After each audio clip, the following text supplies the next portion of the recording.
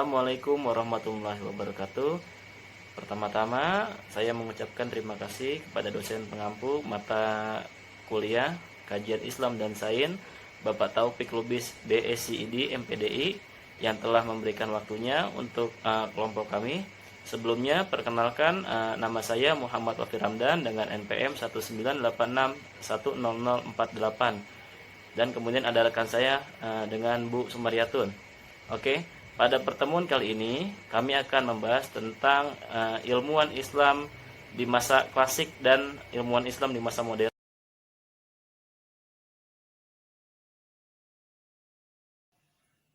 Assalamualaikum warahmatullahi wabarakatuh. Perkenalkan, saya Sumaryatun dari STKIP Aramania Depok, Prodi PGSD. Di sini saya akan membawakan biografi dari tokoh ilmuwan Muslim modern. Profesor Dr. Insinyur Bahrudin Yusuf Effendi yang dikenal dengan sebutan Bapak B.J. Habibie adalah putra keempat dari 8 bersaudara dari pasangan Ali Abdul Jalil Habibie dan Raden Ajeng Tuti Marini Puspo Wardoyo. B.J. Habibie adalah Presiden Republik Indonesia yang ketiga yang menggantikan Bapak Soeharto yang menjabat sebagai presiden. Sebelumnya, Bapak B.J. Habibie menjabat sebagai Wakil Presiden Republik Indonesia yang ketujuh menggantikan Tri Sutrisno.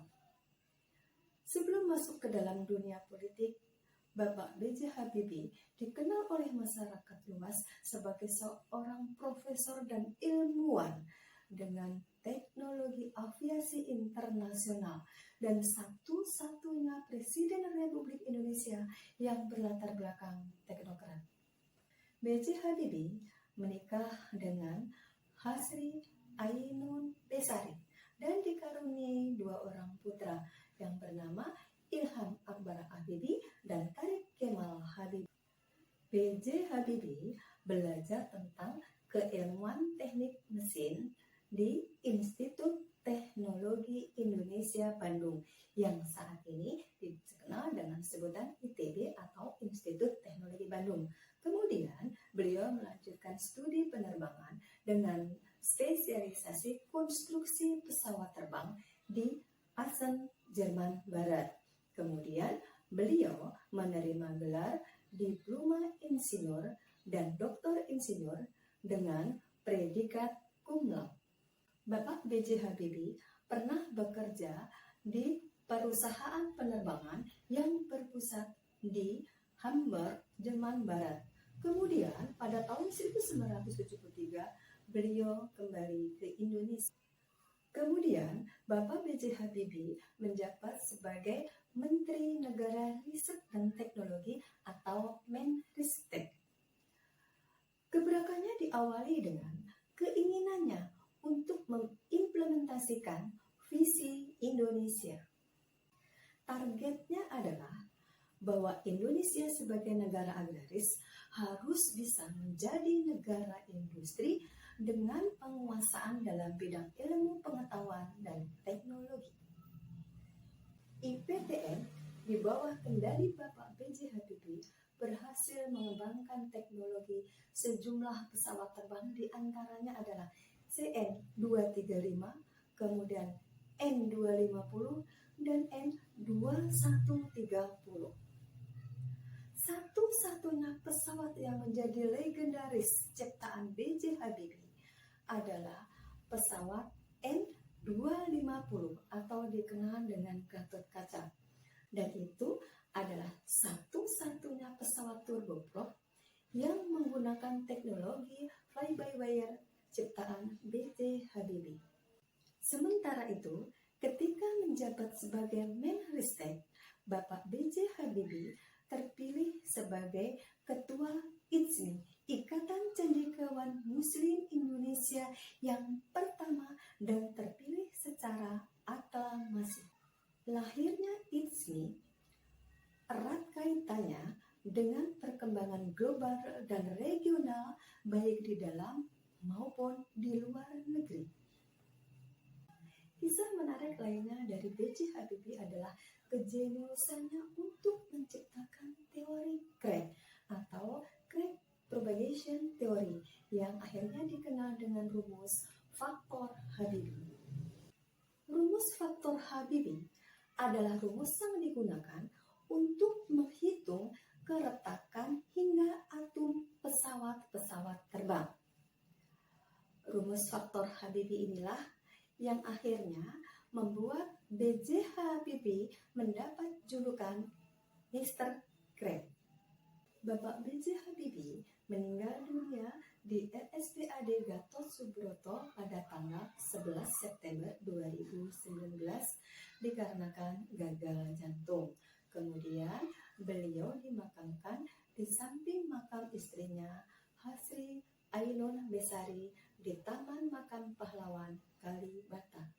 Karena kiprahnya yang luar biasa bagi teknologi Indonesia, maka setelah Bapak B.J. Habibie tutup usia, maka Bapak Presiden Jokowi menyatakan bahwa Bapak B.J. Habibie adalah Bapak Teknologi Indonesia sekaligus negarawan yang revolusioner. Terima kasih, mohon maaf apabila ada kekurangan dan semoga bermanfaat. Wassalamualaikum warahmatullahi wabarakatuh.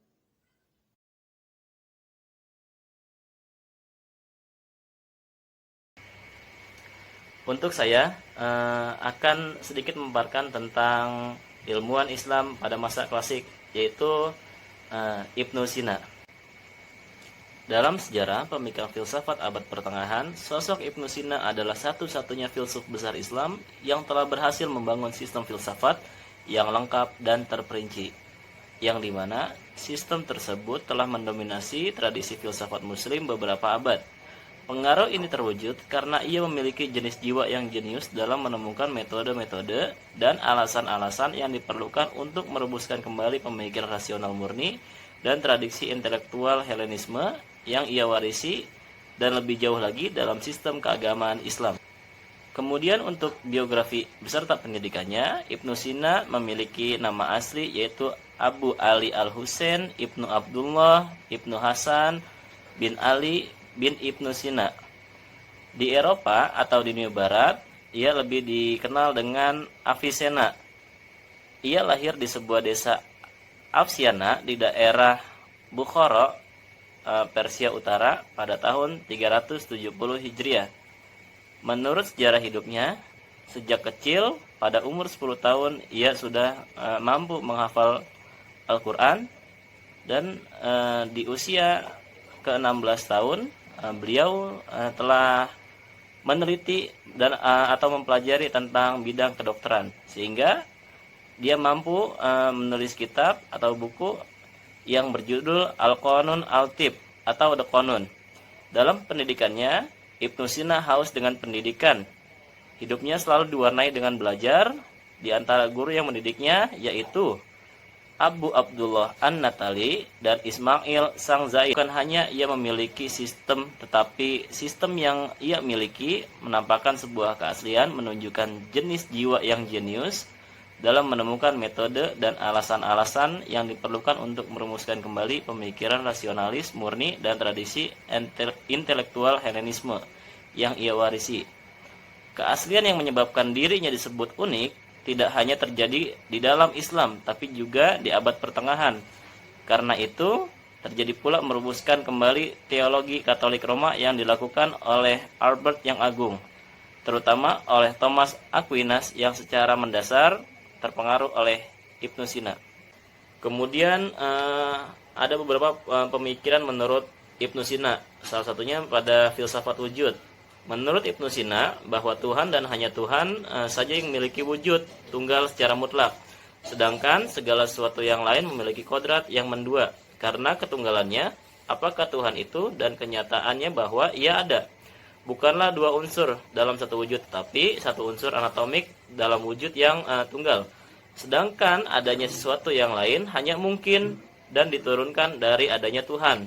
Dan dugaan bahwa Tuhan itu tidak ada mengandung kontradiksi, karena dengan demikian yang lain pun juga tidak akan ada. Ibnu Sina dalam membuktikan adanya Tuhan yang Maha Esa, yaitu Allah, maka dia tidak perlu mencari dalil dengan salah satu makhluknya, tetapi cukup dalil adanya wujud pertama, yaitu wajibul wujud. Sedangkan jagat raya ini yaitu mungkinul wujud, memerlukan suatu sebab yang mengeluarkannya menjadi wujud, karena wujudnya tidak dari zatnya sendiri. Kemudian pemikirannya pada bidang filsafat jiwa. Ia juga berpendapat searah dengan Aristoteles, menekankan eratnya hubungan antar jiwa dan raga. Tetapi semua kecenderungan pemikiran Aristoteles menolak suatu pandangan dua substansi. Dua substansi ini yaitu memiliki dari dualisme radikal. Menurut Ibnu Sina, hal ini adalah cara pembuktian yang lebih langsung tentang substansialitas non-badan. Jiwa yang berlaku bukan sebagai argumen, tetapi sebagai pembuka mata. Kemudian pemikirannya pada bidang filsafat tentang kenabian. Mengenai pemikiran Ibnu Sina tentang kenabian, ia berpendapat bahwa Nabi adalah manusia yang paling unggul, lebih unggul dari filsuf, karena Nabi memiliki akal aktual yang sempurna tanpa latihan atau studi keras. Sedangkan filsuf mendapatkannya dengan usaha dan susah payah. Akal manusia terdiri dari 4 macam, yaitu akal material, akal intelektual, akal aktuil, dan akal mustafat. Jadi, wahyu dalam pengertian di atas mendorong manusia untuk beramal dan menjadi orang baik, tidak hanya murni sebagai wawasan intelektual dan ilham belaka. Maka tak ada agama yang hanya berdasarkan akal murni. Namun demikian, dalam rangka mencapai kualitas potensi yang diperlukan, juga tak diragukan lagi, karena dalam kenyataannya wahyu tersebut tidak memberikan kebenaran yang sebenarnya, tetapi kebenaran dalam selubung simbol-simbol. Maka dari itu Nabi berhak mendapatkan derajat seorang filsuf. Baik, dapat kita simpulkan dari materi yang sudah kami paparkan bahwa kita dapat tarik kesimpulan sifat seseorang bergantung pada jiwa, yang mana jiwa ini terbagi menjadi 3 macam, yaitu tumbuhan, binatang, dan manusia yang berpengaruh pada dirinya. Jika jiwa tumbuhan atau hewan mempengaruhi seseorang, maka orang itu dapat menyerupai binatang. Tetapi jika jiwa manusia yang mempunyai pengaruh atas dirinya, maka orang itu dekat dengan menyerupai malaikat dan dekat dengan kesempurnaan. Kemudian menurut Ibnu Sina bahwa alam ini diciptakan dengan jalan emanasi, yaitu memancarkan dari Tuhan. Tuhan adalah wujud pertama yang imateri, dan proses emanasi tersebut memancarkan segala yang ada. Kemudian Tuhan adalah wajibul wujud, yaitu jika tidak ada menimbulkan mustahil. Beda dengan mumkinul wujud, yaitu jika tidak ada atau ada menimbulkan tidak mustahil. Kemudian yang terakhir, pemikiran tentang kenabian menjelaskan bahwa Nabi merupakan manusia yang paling unggul dari filsuf, karena Nabi memiliki akal aktual yang sempurna tanpa latihan, sedangkan filsuf mendapatkan dengan usaha yang keras.